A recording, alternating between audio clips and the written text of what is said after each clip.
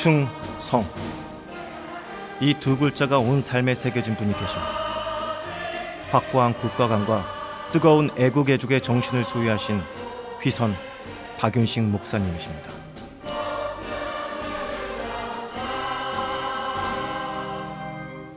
이연사 큰 소리로 주장합니다.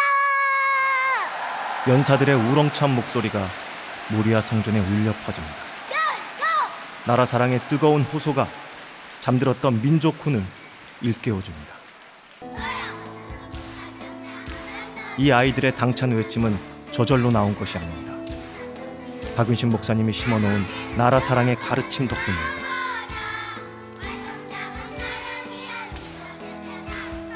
세대를 넘어 할아버지, 할머니, 부모와 자녀들까지 한마음이 되어 애국혼이 활활 타오르는 뜨거운 역사 교육의 현장입니다.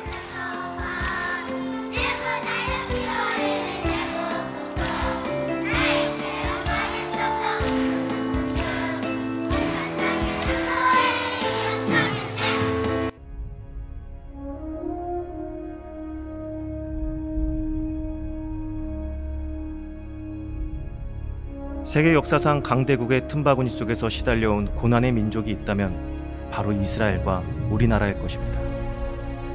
이스라엘 백성은 자그마치 430년간이나 애굽에 종살이를 했습니다. 그 이후로도 무려 1900년 동안 바벨론과 아수르, 페르시아 등 주변국으로부터 지배와 억압을 받았습니다. 그런데 놀랍게도 자기의 말과 글을 잊지 않고 민족 정신과 하나님에 대한 신앙을 유지해 오고 있습니다. 세계 제2차 대전 때 히틀러 정권 하에서 600만 명의 유대인들이 학살을 당했습니다. 이스라엘은 야드바셴, 즉 이름을 기억하라는 의미로 기념관을 지어 희생자들의 이름을 수놓았습니다. 쓰라린 역사를 후손들이 잊지 않도록 하기 위해서입니다. 유대 민족은 다시는 당하지 말자라는 구호로 더더욱 단결했습니다.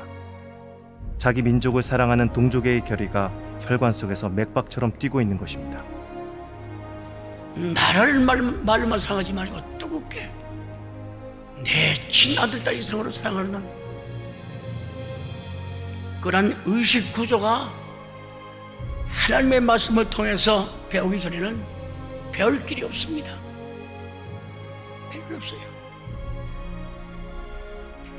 애국혼이 새롭게 정리되어야 우리나라는 살 수가 있습니다. 더욱이 우리 예수 믿는 그리스도인들은 애국이 절실히 요구되는 오늘 이 시간이다. 진정한 애국은 민족의식의 깊은 눈물과 아픔과 고통이 있어야 됩니다.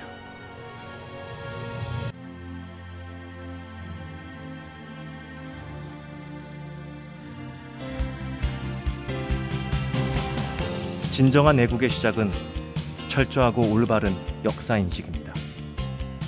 박 목사님께서는 나라의 장래에 대한 걱정으로 기회가 있을 때마다 북한의 실상과 공산주의의 허구성을 설명하곤 하셨습니다. 국가와 민족에 대한 설교 시간에는 뜨거운 나라 사랑의 정신이 활화산처럼 분출되었습니다. 마침내 2011년 부정확한 역사 교육으로 민족의 혼까지 흔들리는 암담한 현실 속에서 원로 목사님은 근현대사 시리즈를 집필하셨습니다.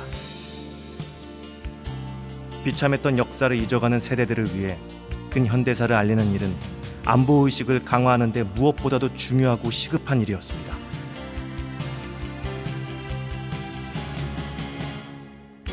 집필하는 과정에서 직접 전투 현장을 찾아가 확인하는 열정을 보여주셨고, 생존하는 증인들의 생생한 기억으로 남아있는 역사의 진실을 놓치지 않고 모으셨습니다. 객관적이고 엄정한 사실에 기초한 근현대사 시리즈는 대한민국의 왜곡된 역사를 바로잡는 데 크게 기여하였습니다.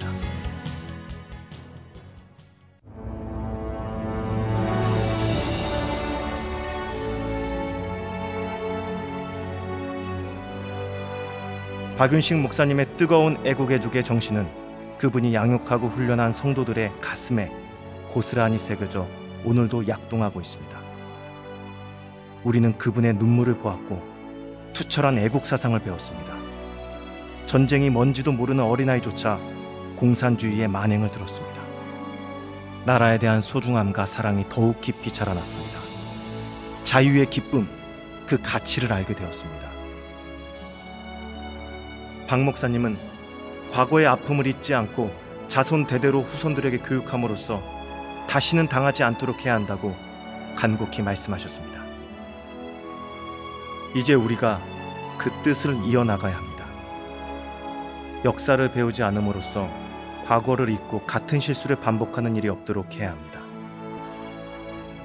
다시는 뼈아픈 역사가 반복되지 않도록 역사의 진실을 자손 대대로 가르쳐서 이 나라를 지켜야 합니다.